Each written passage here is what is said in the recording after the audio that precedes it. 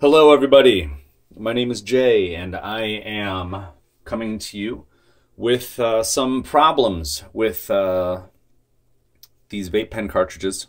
So specifically these are the world's most awarded brand, which is Kingpen, and I've got multiple cartridges here that were given to me or lent to me with the purpose of figuring out why they won't work for whatever reason. So I've identified, after taking them apart and unscrewing them and messing with them and trying different ones and different contact points and cleaning and watching all the tutorials on YouTube, I've come up with the most comprehensive video, in my opinion, on how to fix these. So there are 3 points here. 1, is the airflow disrupted? You could pause the video now and figure out maybe is your airflow disrupted, but I would suggest to wait until I start explaining all 4 areas and how they can get clogged. Number 2, is the center wick coil displaced and not touching the contact pin? So we're going to use a special tool to recenter one or both coil wires. And that is what you see here. Lastly, are your wicks out of place? If so, you're probably going to need to transfer the liquid from your cartridge to maybe another cartridge that's empty but still works. So first and foremost, I just want to let you know I'm not an ambassador at all for Kingpen, but if they want to bring me on board, I clearly know what I'm talking about. So here's your product disassembled Kingpen, and here are 3 of them put together. Now, I'm not an authority on this. I didn't read any manuals. I didn't read a book. I didn't read a zine. I didn't read a meme. I'm very curious about how things work. So without further ado, let's talk a little bit about point number 1. Is the airflow disrupted? Check all 4 areas. So you might say, what are the 4 areas? Well, let's pick up this empty one. I'm going to use this little pen for pointing purposes. This is just a paper clip. And there are also many uses for this, obviously, specifically with these pens and the cartridges, I should say. First things first, disclaimer, do not stick this into here and all the way down. Do not stick it into the bottom and up and in, because in the middle chamber, you'll see there are 2 holes in this middle chamber, which is the same as this middle chamber that I just knocked over. This middle chamber is what is inside of the glass tube. This is a 1 gram pen or 1 gram cartridge. The 2 holes that you see right here and right here are blocked by a wick. This is the wick here, and the wick is wrapped around a coil. So that's a little bit about the anatomy of what we have here. This is the entire cartridge disassembled, minus the glass, because I had to break the glass off once I screwed the top off. The top does unscrew and will come off. There are rubber washers in the middle there, on the middle of the cylinder, and there's a rubber washer on the outside, so the rubber washer makes contact with the glass, and the rubber washers here block any oil from going up into the mouthpiece. As you see, it fits flush. Is the airflow disrupted? The 4 areas are: 1, the mouthpiece. Is it clogged? We don't know. The bottom, is it clogged? We don't know. And then number 3, there are actually 4 holes next to the thread. 1, 2, 3, and then 4. 1 area, 2 areas, and 3 areas. The 4th area comes from the battery itself. Where the cartridge meets the pen battery, there are 4 slots. This is the ooze, O-O-Z-E pen, also not affiliated with. But if you guys want to bring me on board, clearly I know what I'm talking about. Here we go. This is the 650 pen. The 650 just tells you how much battery power is in this particular particular pen. And there's also a voltage dial on the bottom, so you can really dial in how much vapor you may potentially have because of how much heat will be transferred up into the cartridge and then into the coil and then into the wick, which will be full of your liquid content. This is the fourth area. If this area is blocked because you're holding it like a noob or some other person who has never handled one of these before, you will be blocking the airflow from the two areas where air goes into, which again are the 4 holes next to the threading or the bottom hole. You can plug this hole and suck through the top because air will flow through the holes next to the thread. You could theoretically plug those holes and then intake air through that bottom hole once you have your mouth on the mouthpiece and are attempting to inhale. Is the airflow disrupted? Check all 4 areas. You may have to use a flashlight and look inside of there, a headlamp, something, but we suggest that you do not take off the little rubber nipples that they give you to protect your cartridge. When you get these, keep them on when they are not in use so that nothing does go in there unintentionally. Do not carry these loosely in your pocket because something could go in the mouth hole, something could go into that bottom hole there. The mouth hole could be clogged because maybe you've been using your pen for a long time and you never cleaned it. But as we see there, there is a hole right down the middle. It's nice and clear, but we can also clean it. I just use a paper towel and I just clean that, twist it up and clean it. Or you can use a pipe cleaner, which is obviously a great tool for pipe-like devices. You can clean inside here and you can clean there. Make sure that that's good. Also too, when you're opening your cartridge, make sure you don't set it flat on its side for too long like I just did because the contents might leak out. But I had that off camera. Nothing happened over here. I didn't lose anything, thank goodness, because this stuff is expensive. So what we're going to do is we're going to set that back down so that that liquid goes back down into the container. Then another area we would check is that bottom, that hole there. A lot of people know that this part slides out. And one of the problems, the most basic thing that people say is, well, you just adjust this, you pull this part out right here a little bit, and then inside of the battery there, that part has to touch that part right there. And then you got to raise that part up, and then you got to raise that part, and then they got to touch each other like that. Oh, like that. Yeah, that's a thing, sure. But that's probably not going to be your problem. So if that's what you're looking to do, you could very gently raise this part up, and you can very gently raise this part out. You can kind of pluck it through the middle, or you could just use your nail because your nail fits if it is that thin. And you can see how it was once recessed and is now not. And I can even push it in. Gone. Flush. Dunzo. Doesn't need to be sticking out to make contact and for it to work. How do I know it works? Because when I press my pen, oh, that's actually the error code. That's the it does not work code. So if you don't have, it doesn't work for some reason, that's great that just happened because that brings you to point number 2. So we already checked our airflow. Just messed up my whole stage here. We're going to check our airflow. We did that at point 1, point 2, point 3, which is down here. Point 3 and point 4, which is when it's connected, these vents. So number 2, what does it say?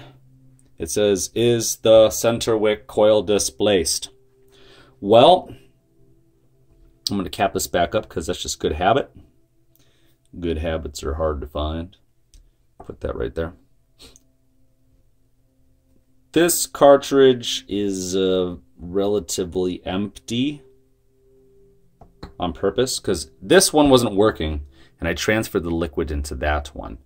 And on the way during that journey, I found a couple of things. This is level 2. All of the videos just deal with, not even one, they just deal with the, does this part touch this part? Do they touch? If not, adjust that part or adjust that part. That's fine. Cool. But we didn't need 50 people to make that video. We needed 50 people to make this video, and then 50 people to make this video, and 50 people to make this video. But luckily for you, Kingpen, and for Ooze, I am keeping people happy and satisfied, so bring me on board, because I'm tired of doing what I'm doing for a living. Anyway, where were we? Oh yeah, fixing your product for people. This cartridge has this end down here. Again, this cartridge that I'm holding is the same as this right here. This is the mouthpiece. This is the middle cylinder, which is down the middle of this glass.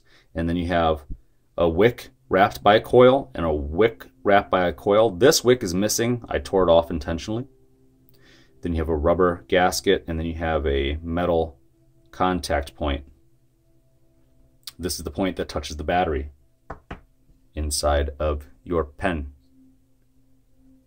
This is this. I know I'm over-explaining things, but a lot of people don't. And also, too, you know, a lot of people space out at the 11-minute and 40-second mark. So, good on you for staying involved. Moving on. If you were to move this piece out of the middle, what would happen? It would fly out. And then you would expose the rubber gaskets. Is this rubber gasket the same as this? Yes, that's what it looks like when you pull it out. You pull it out that way, and it would look just like this. Boom. So this is this, and then that right there is that. Inside of here is supposed to be 2 little thin wires, which are these 2 little thin wires. And they would be connected to a wick. In this case, let's get that flashlight on that bad boy. You could see one of those right there. I'm going to try to focus and get the flashlight on it. Just bear with me.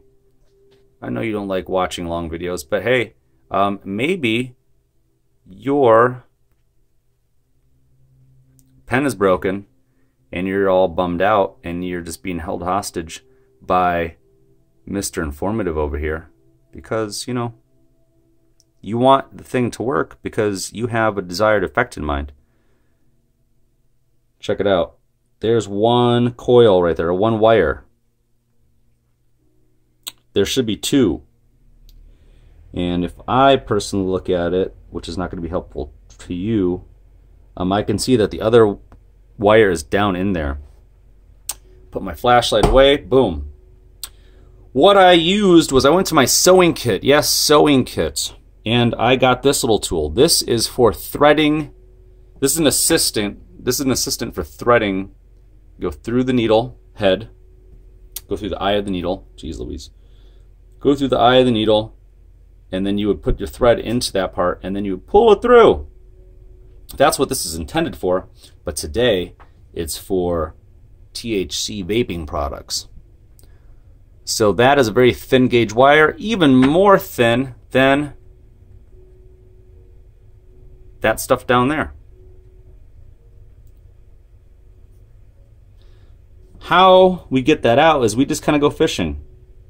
You can see that when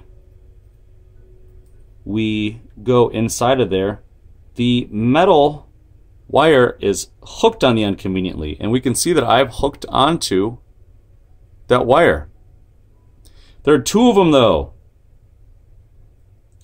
You got to go get yourself another one. And I'm very close to getting it. I also don't want to waste a bunch of time because you might space out, but lucky for you, I got it. I got 2 wires. So this was the one that wasn't working. I'm going to see if miraculously this, which I know this fixes it, I just don't know if, I kind of can't see what I'm doing. And I'm just making this tutorial video just to show you what to do. So once I put my metal piece back in, and it's gone flush up against those metal coils. I try it back again. This is again for problem number 2. And once I put it back on there, if those wires are flush, this will just stay lit normally. It won't give me that weird blink code. So let's just see what happens. Boom, it lights up normally. Just fixed it in your face. Contracts in my inbox. What do we got? Moving on. And don't you just love it when you watch a video and everything works accordingly because the person that's teaching you is an expert? Alright, sorry. That's the last time I'm going to do that. I'm just really happy, and you should be happy too, because these are the really expensive things. And when they don't work, you can be really bummed out. I read that in an article, because, you know, I don't do this kind of stuff. That's that. We'll move on to problem number 3 now. Oh, and then, so that tool, that's just like a sewing kit tool. We covered that. You're not going to get it with tweezers. Tweezers are big and chunky. You know how big they are. I'll show you.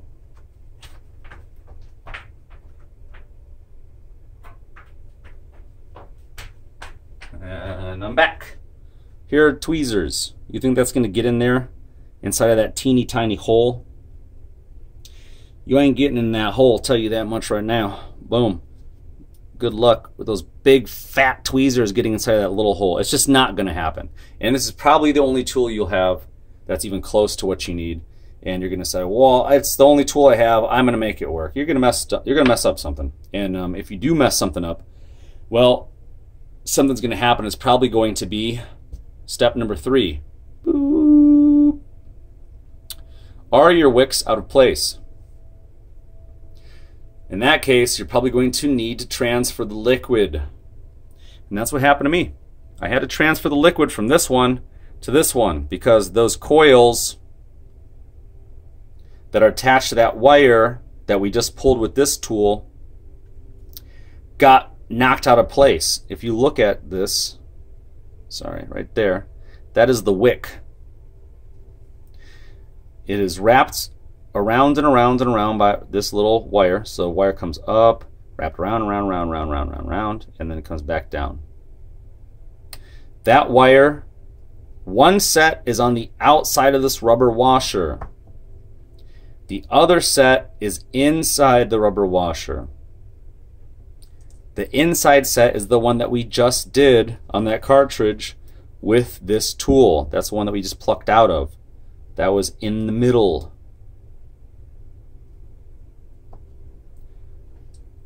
This center cylinder would have inside of it, you see right now, that is a clean hole.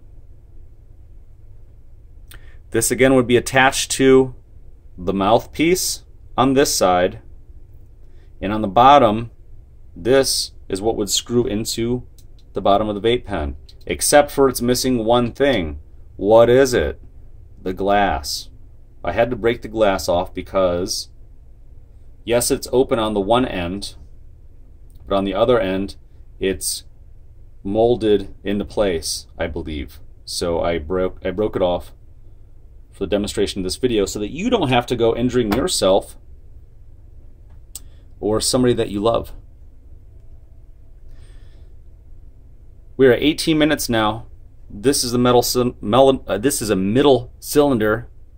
All the airs are staying in. I don't care. I'm a professional. Middle cylinder, clean hole. It wouldn't be a clean hole though, because there would be 1, 2 wicks blocking the view of the bottom.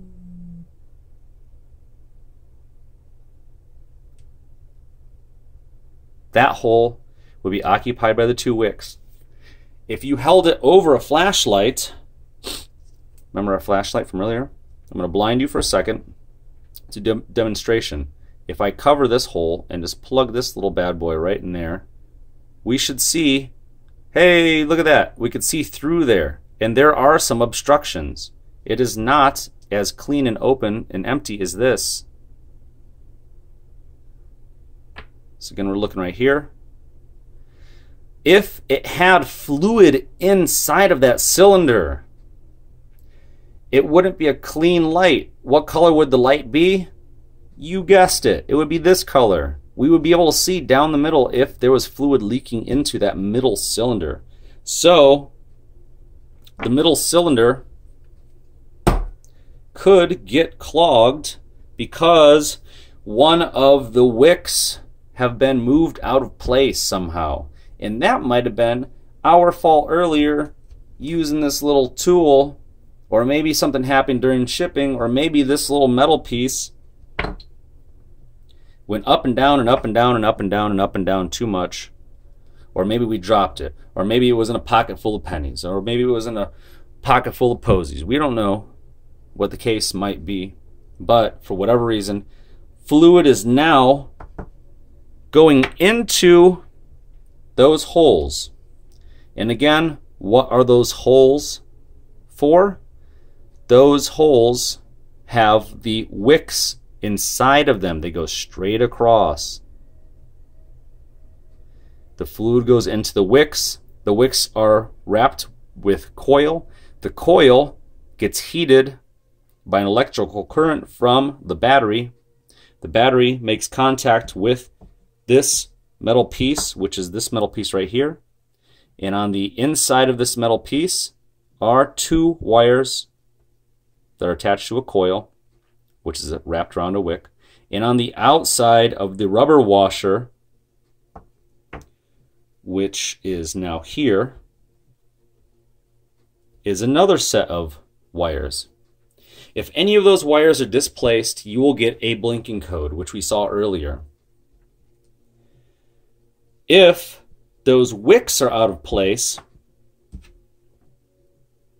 you will have drainage, reckless drainage into the middle cylinder.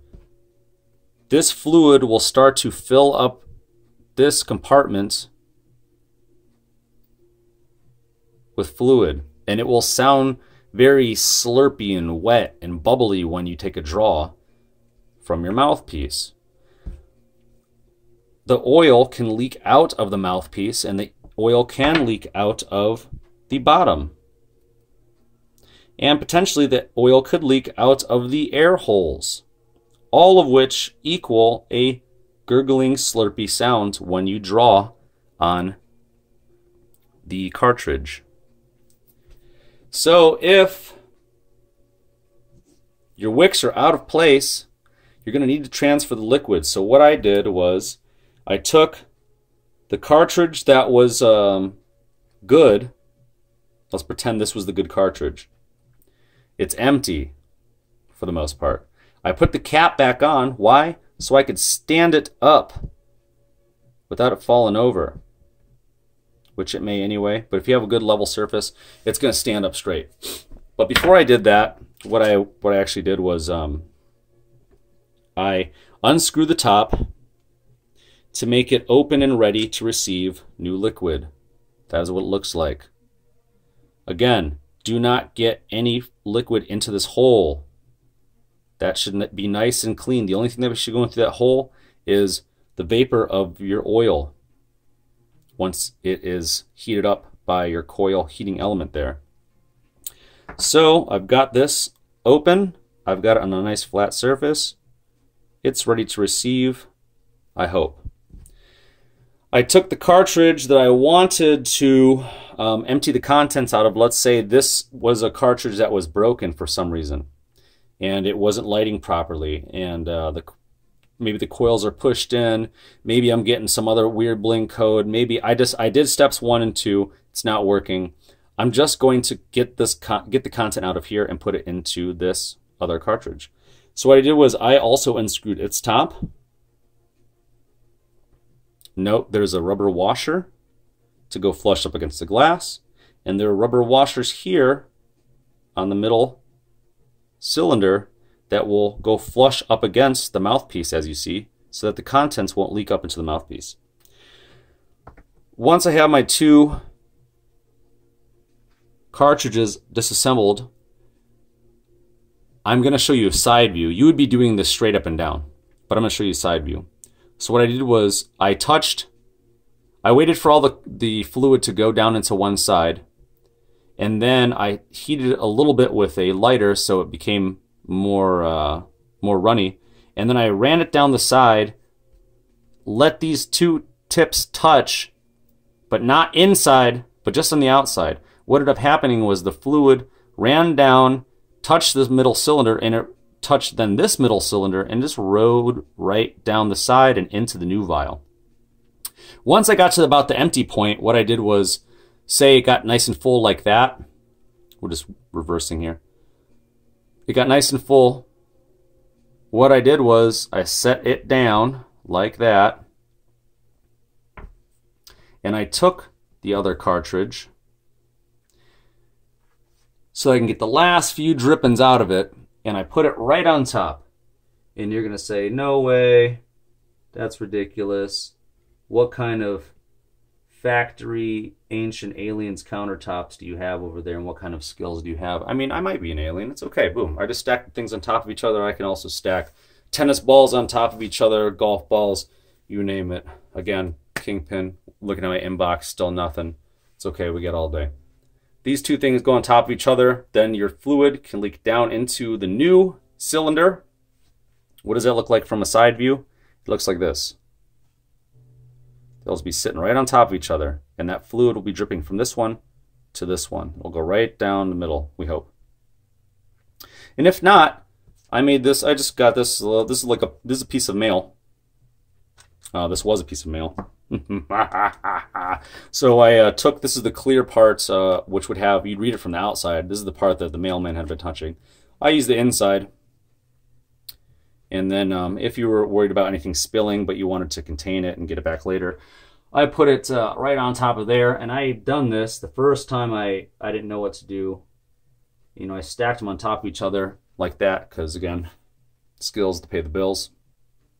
And then any fluid that went down in here like that, I was able then to just fold my piece of cellophane or whatever this is. I folded it in half like that. And then I just had my my fluid right there in the middle. And then I just cut off the corner. And then I just squeeze it out like I was doing like some pastry design or something. You know, have those like baker's bags for the icing and stuff. You see how like it beads up, and you just move it down.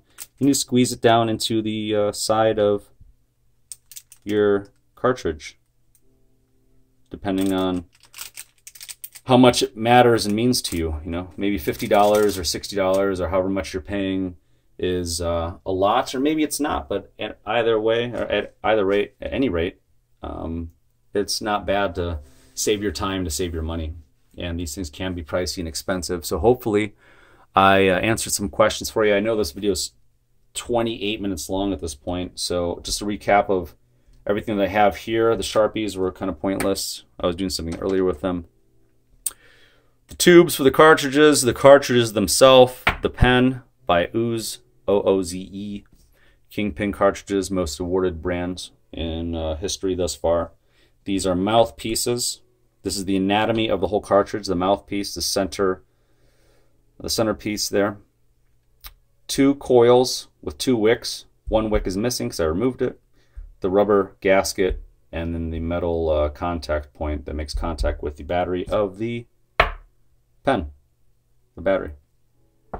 So that's that. I know this is helpful for you. Hopefully at this point, if something else is wrong, I'm not aware of it. Maybe leave some more solutions down in the comments below. If you have any questions, feel free to ask. Again, my name is Jay, and I know this was helpful to you. Have a good day.